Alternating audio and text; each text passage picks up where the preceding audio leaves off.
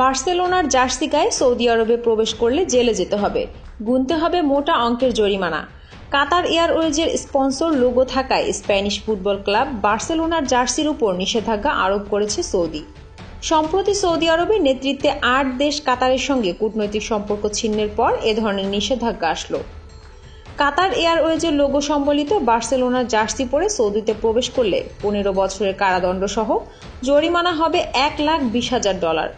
অথচ বিশ্বে কাতার এয়ারওয়েজের লোগো সহ বার্সেলোনা তারকা মেসির জার্সি বিক্রি হয়েছে সবথেকে বেশি। এই সিদ্ধান্তের ফলে সবথেকে সমস্যায় পড়বেন মেসি ও নেইমার ভক্তরা। হয় তাদের সমর্থকদের দলে জার্সি ছাড়া অন্য পোশাকে আসতে হবে, নতুবা গুনতে হবে জরিমানা। এই সিদ্ধান্ত এমন এক সময় আসলো যখন কাতার চরম সংকটের মধ্য দিয়ে যাচ্ছে।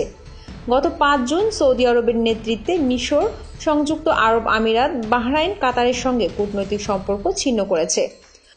2011 সালে ইউনিসেফের পরিবর্তে নিজেদের লোগো স্পন্সর করে কাতার ফাউন্ডেশন।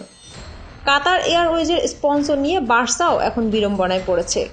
কেবল বার্সাই যে সংকটে পড়ে তা নয়, এর আগে এমিরেটসের স্পন্সর নিয়ে বেকায়দায় পড়েছিল প্যারিসের সেন্ট জার্মেইন ক্লাব।